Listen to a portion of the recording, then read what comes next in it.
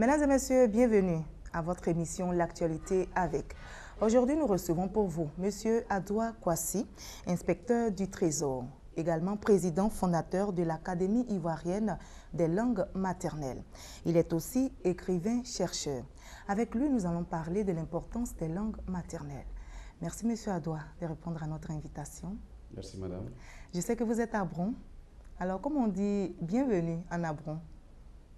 Puisque je suis en face d'une dame, je dois dire No Akwaba. No Akwaba. Merci beaucoup, Monsieur Adoua. Alors, d'où vous est venue l'idée de mettre sur pied l'Académie des langues maternelles? En ce qui concerne les motivations de la création de l'Académie ivoirienne des langues maternelles, il faut indiquer que cela est parti de notre foi inébranlable, en l'idée que aucun développement ne peut se faire sans l'utilisation hardie des langues maternelles du peuple concerné.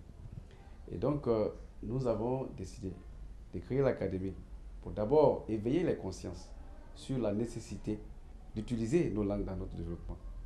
Et également de doter ces langues-là d'écriture pour qu'elles puissent transcrire nos connaissances endogènes et aider à parvenir efficacement au développement que nous recherchons tous. Alors, quand vous parlez de doter les langues maternelles d'écriture, expliquez-nous clairement. Ce n'est pas aussi compliqué. Vous parlez le français. Le français n'est rien d'autre qu'une langue qui émet des sons. Et ces sons-là sont matérialisés par des symboles.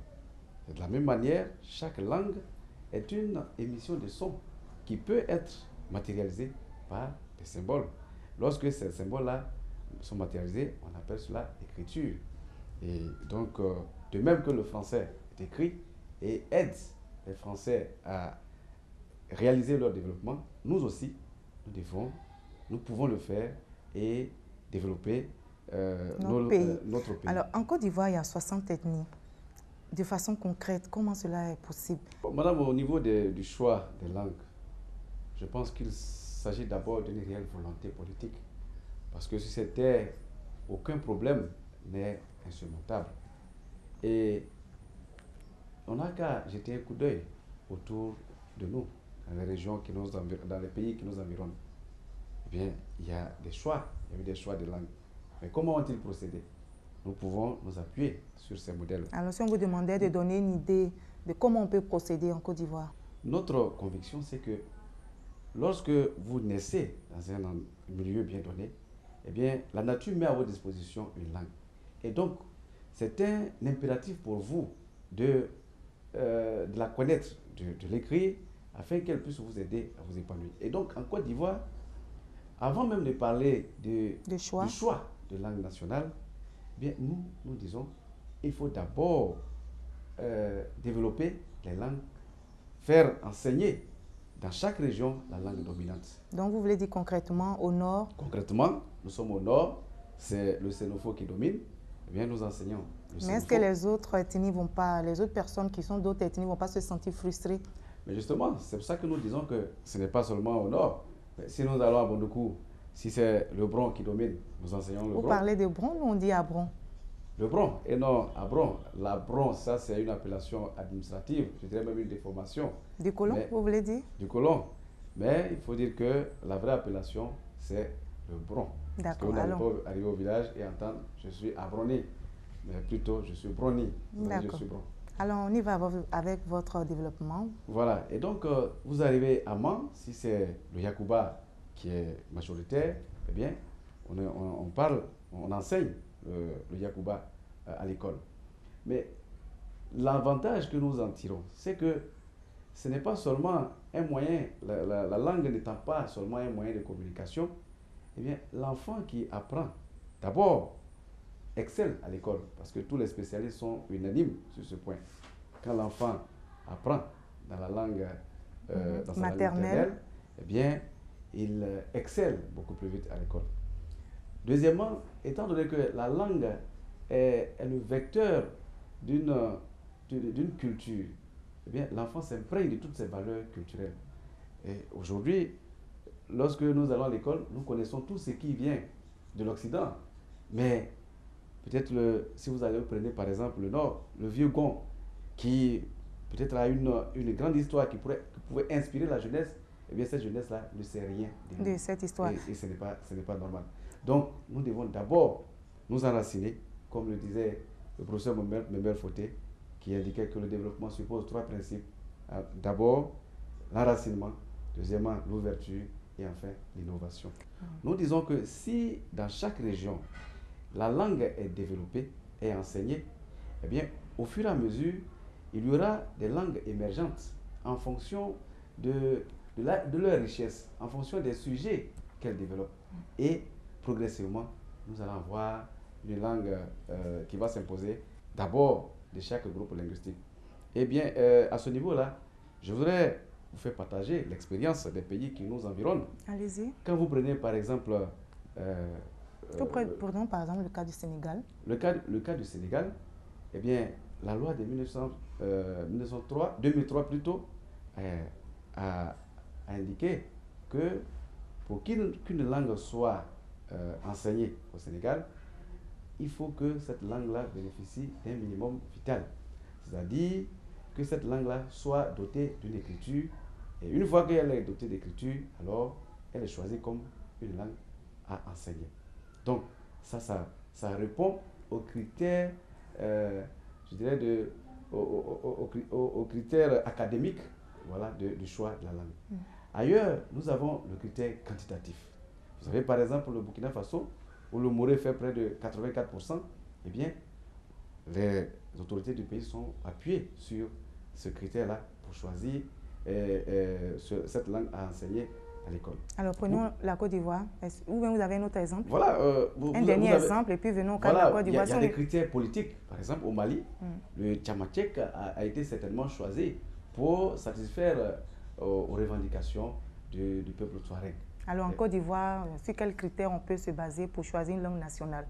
Ici en Côte d'Ivoire, nous pensons que la compétition étant source d'efficacité, source d'excellence, il serait intéressant que chaque peuple qui arrive à doter sa langue d'une écriture et qui arrive à l'expérimenter sur le terrain, eh bien, puisse être autorisé à l'enseigner dans sa région. Et au fur et à mesure que nous allons avancer, eh bien, les autres peuples qui ne voudront pas, qui ne feront pas d'effort de développer leur langue, eh bien, seront en retard.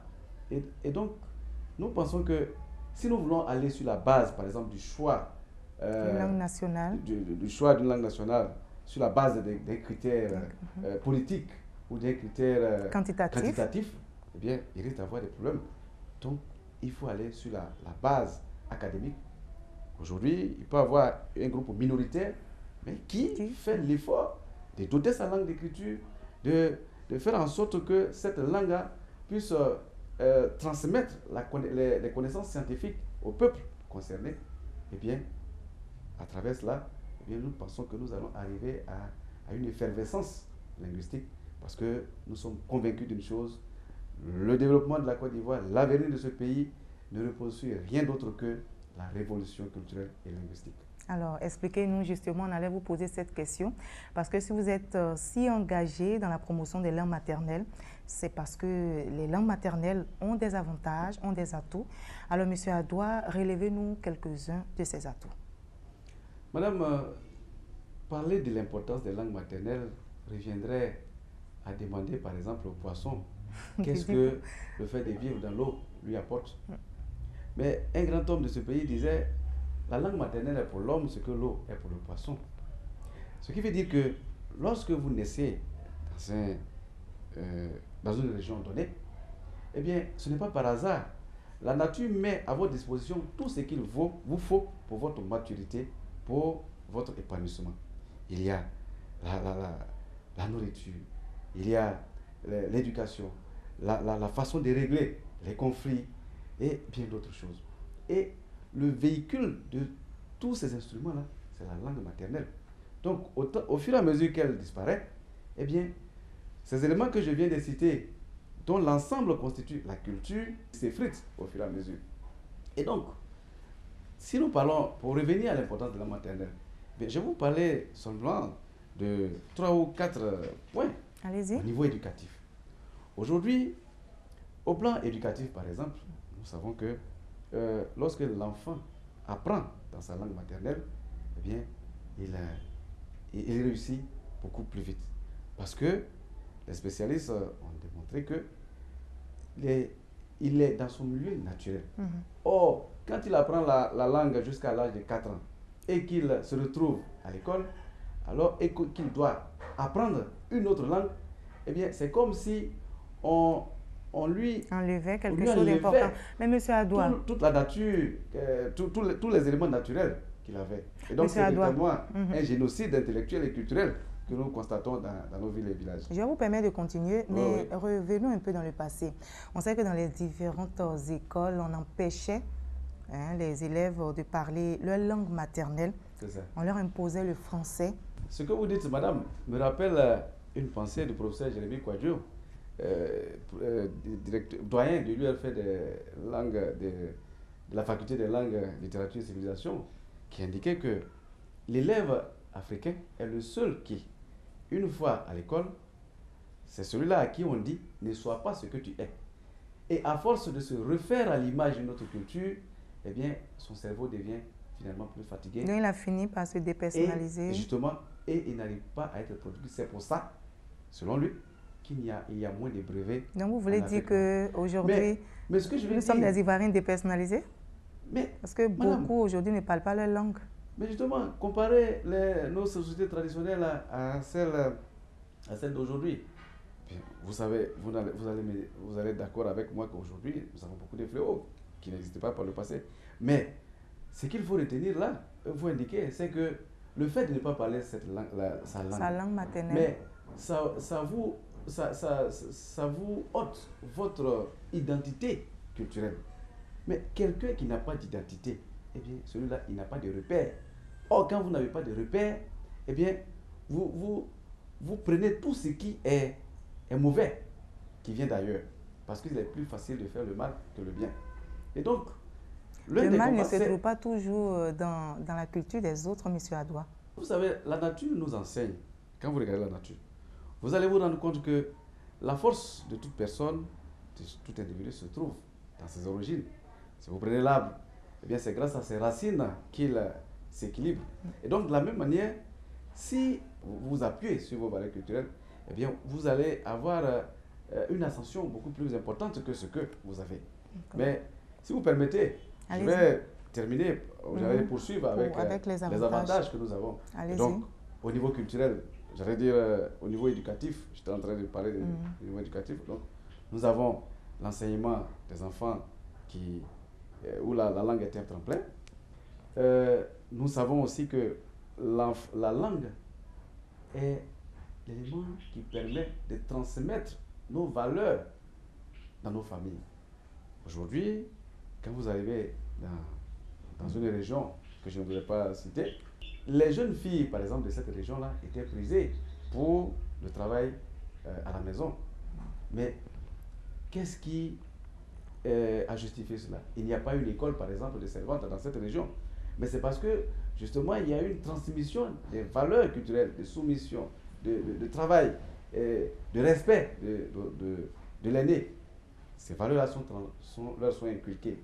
Mais aujourd'hui, avec l'ascension, je veux dire, le développement de la culture étrangère, eh bien, quand on parle de ces dernières-là, puis on dit, mais elles sont, je veux dire, elles ne bénéficient pas du même intérêt, elles n'ont pas le même intérêt. On ne parle pas aussi bien d'elles que par le passé. C'est pour dire que lorsque la langue ne transmet pas le savoir, les valeurs culturelles, eh bien, il y a un problème d'éducation. Nous prenons au niveau culturel. Nous savons que la langue, je le disais tout à l'heure, c'est le réservoir de toute l'histoire d'un peuple. Donc, si un peuple n'a pas d'histoire, bien, je ne sais pas comment ce peuple-là peut cristalliser. Je veux dire, s'il n'a pas de langue, comment il peut cristalliser ses connaissances pour édifier le présent et faire une projection dans le futur.